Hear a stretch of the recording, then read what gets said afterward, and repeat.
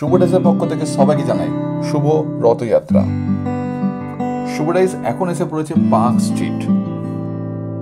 হ্যাঁ, park street brigade parade গ্রাউন্ডই হলো কলকাতা ইসকনের জগন্নাথ দেবের মাসির বাড়ি।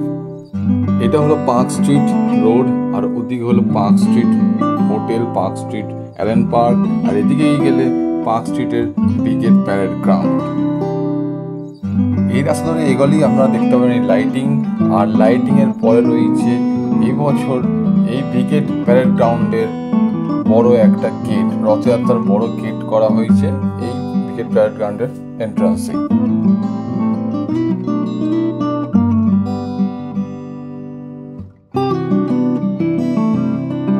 ব্রিগেড প্যারেড গ্রাউন্ডে কলকাতা জাতীয় যাত্রার এই বছরের মেইন এন্ট্রান্স।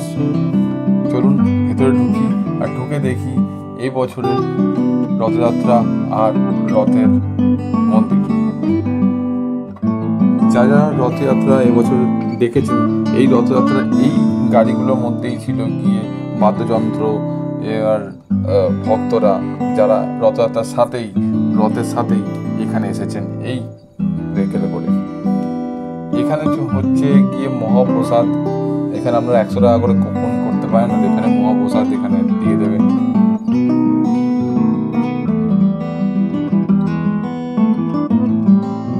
এন্ট্রান্সে ঢুকেই বাঁদিকেই আপনারা এটা পেয়ে যাবেন মহাপ্রসাদ, একটা বড় কাউন্টার করা আছে, আর এই কাউন্টারে এখানে 100 টাকার টিকিটের বিনিময়ে আপনারা মহাপ্রসাদের একটি হাড়ি পেয়ে যাবেন। এখানে কিছু আরো কিছু শপস করা রয়েছে যেগুলো আজকে উদ্বোধন হয়নি, মানে আজকে চালু হয়নি, কাল হয়তো চালু হয়ে যাবে, বিকজ এটা 7 দিন চলবে।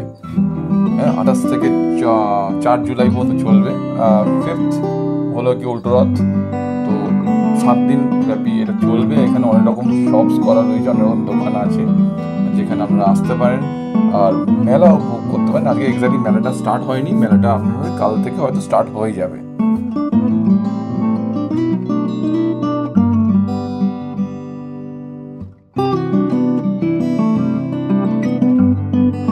এবছর কলকাতা ইসকনের রথযাত্রার 54তম বর্ষ।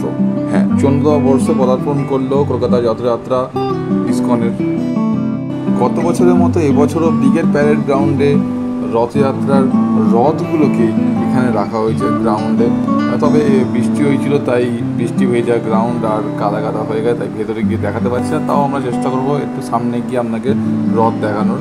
আর এবছর রথে কিছু মেন আকর্ষণ হয়েছে, যেটা আপনারা হয়তো সবাই জেনেছেন, শুনেছেন, যে এবছর রথের চাকা পাল্টানো হয়েছে। হ্যাঁ, রথের চাকা এবছর কিন্তু পাল্টানো হয়েছে, মানে 53 ইয়ার্স, মানে 53 বছর ধরে বোয়িং 747 বলে একটা প্লেনের চাকা ছিল, সেই চাকাটা ইউজ করা হয়েছিল, কিন্তু এবছর সেটা চেঞ্জ করা হয়েছে।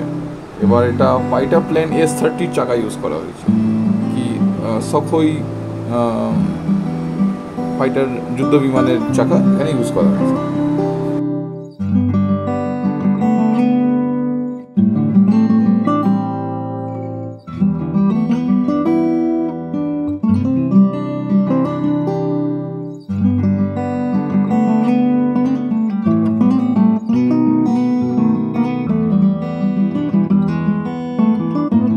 ব্রিগেড প্যারেড গ্রাউন্ডে এবছর জগন্নাথ দেবকে যেখানে রাখা হয়েছে সেই মন্দিরটা কিন্তু পুরীর জগন্নাথ ধামের আদলেই করা হয়েছে, আর তার উল্টো দিকে গ্রাউন্ডেই রাখা হয়েছে জগন্নাথের রথ, জগন্নাথ সুভদ্রা বলরামের রথ।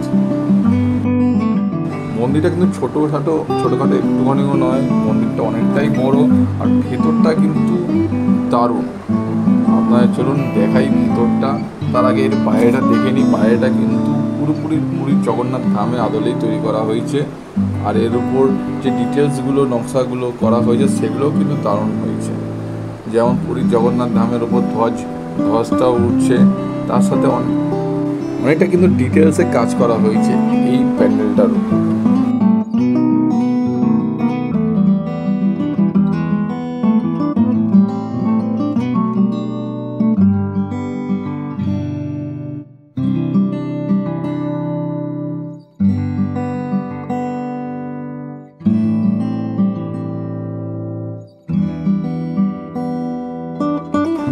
আমি জানি পুরীর জগন্নাথ ধাম একটাই, কিন্তু পুরীর জগন্নাথ ধামের মতো যে মন্দিরের দীঘা বা এখানে তৈরি করা হয়েছে সেটা একটা ফিল কিন্তু দিয়ে থাকে।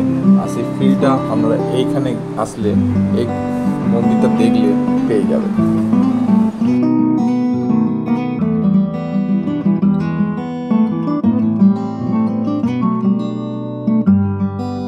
চলুন কলকাতায় ইস্কনের রথগুলো সামনে থেকে দেখা যাক।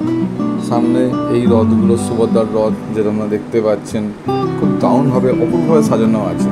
তার সাথে রয়েছে শ্রী শ্রী জগন্নাথ দেবের রথ, সেই ধ্বজ তার সাথে উঠছে। আর জগন্নাথ দেবের রথটা দেখতেই পাচ্ছেন।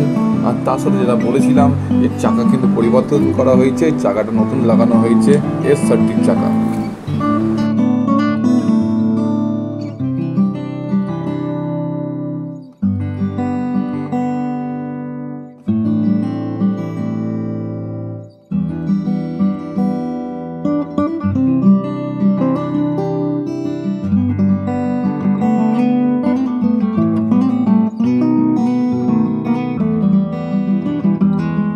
আমরা এখন ভেতরে প্রবেশ করছি। ভেতরটা দেখতেই পাচ্ছেন অপূর্ব হয়েছে। এটা শুধু এন্ট্রান্স আছে, ভেতরটা এর ভেতরের যে মেন অন্দরমহলটা কিন্তু অপূর্ব দারুণ। মানে জাস্ট আসুন, দেখুন, আপনার দেখতে খুব ভালো লাগবে। দেখুন এখানে আমরা চেষ্টা করলাম আপনাদেরকে তুলে ধরার জন্য কতটা বিউটিফুল এই অন্দরমহলটা তৈরি করা হয়েছে।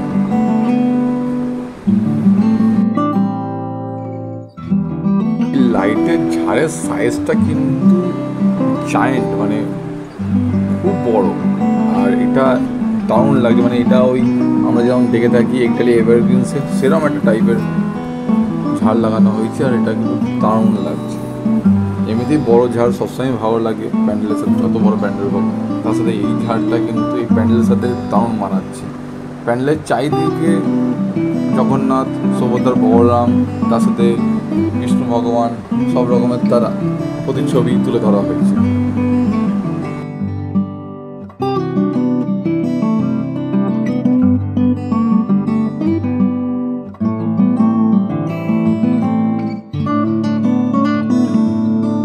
রথযাত্রায় রথের চমক আর এরকম একটি মন্দিরের চমক ইস্কনের তরফ থেকে রথযাত্রাকে আরও অপূর্ব, অতুলনীয় করে তুলেছে। অন্য কোনো দিন এসে আপনাকে দেখাবো জগন্নাথ, বলরাম, সুভদ্রার মূর্তির ছবি, কারণ আজকে এটা বন্ধ হয়ে গেছিলো। আর যারা আসবেন তাদেরকে বলে রাখি 8:30-টার আগে আসবেন। তারা রাত্রির কথা বলছি, 8:30-টার আগে আসবেন। তারপরে আসলে কিন্তু দেখতে পাবেন না, পর্দা দিয়ে এটা ক্লোজ করে দেওয়া হয়।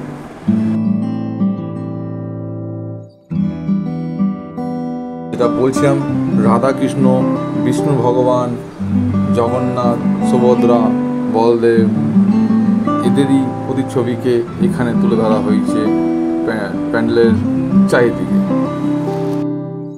যদিও বা 8:30-টার পর আসলে আপনাদের ঠাকুরের দর্শন হবেন না, কিন্তু ঠাকুর কিন্তু এই মণ্ডপের চারিদিকে রয়েছে এই রকমভাবে।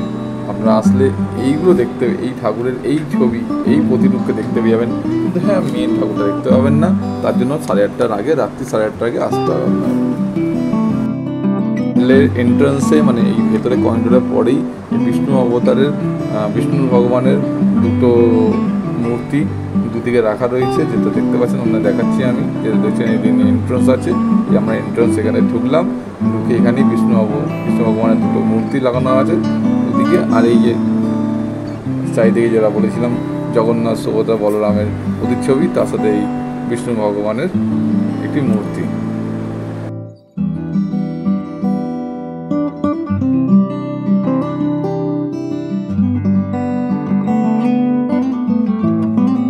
এছাড়াও এই মণ্ডপে আসার আগে আমাদের অনেক জায়গাতেই এই বলরাম, সুভদ্রা, জগন্নাথের পুজোর আমরা অংশ হতে পেরেছি, দেখতে পেরেছি পুজো।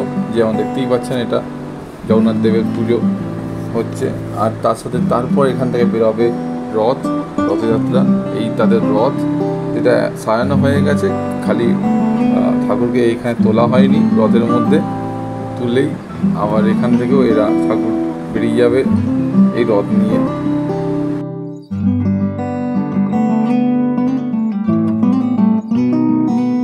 রাস্তা চলতে চলতে অনেকগুলো রথের সাথে আমাদের দেখা হলো, যে রথের ভিডিওগুলো আমরা শেয়ার করছি এই ভিডিওর শেষে। তাই জয় জগন্নাথ বলে এই ভিডিওটি শেষ করছি। আশা করি ভিডিওটি আপনাদের সকলেই ভালো লেগেছে। তাই লাইক, শেয়ার অ্যান্ড সাবস্ক্রাইব করুন, আর এই রথযাত্রাকে আনন্দময় আলোকিত করে তুলুন। আরেকবার ফিরে জয় জগন্নাথ, জয় জগন্নাথ, জয় জগন্নাথ।